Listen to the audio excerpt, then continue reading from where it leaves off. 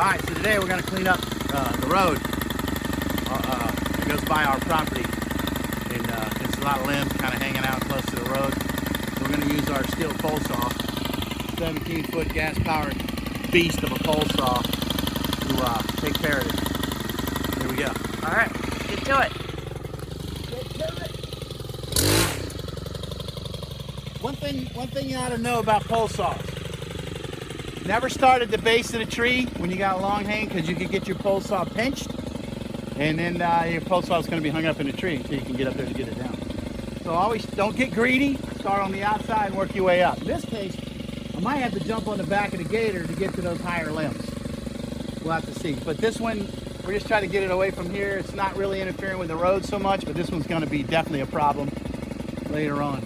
So we're going to clean this up. This is the pit stop. See that little hook up there? Now this is really heavy. And that little hook is used to pull on branches. It can also be used to take a little break. Not necessarily there, but if you were to hook it here, then you can take a little break. That's handy.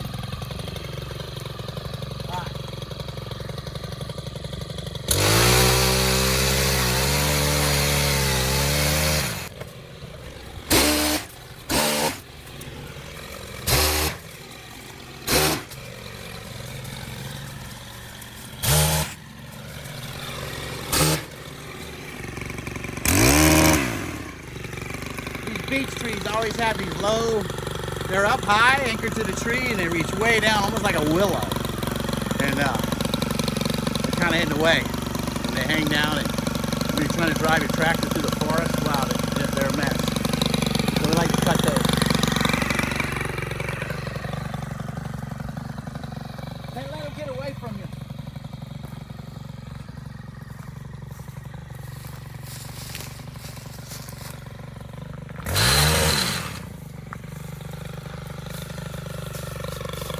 You got the propane delivery guy, complaining about low-hanging branches across the road. It's probably these guys.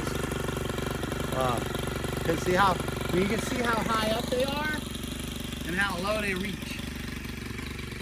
Makes me think you might be able to use these branches for hoops on a raised bed. You get some decent-sized ones. I bet you they seem like they're pretty flexible. I have to try that one time, try an experiment. Sounds good. Yeah. Because they look really flexible. They wouldn't be able to hang that low if they weren't flexible. I'm going to go ahead and leave this tree. Maybe I'll take a couple more off that outside there. I'm not going to go too far with it.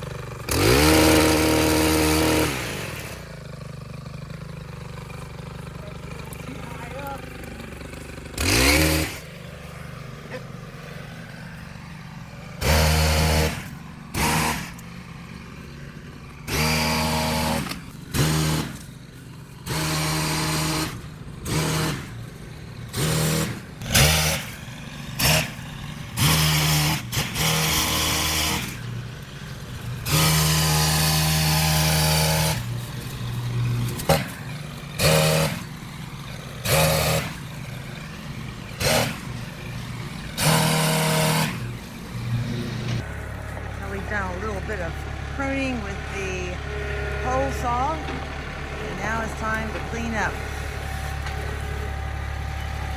The tractor makes it all easy. So the front of our property is going to look pretty good really fast.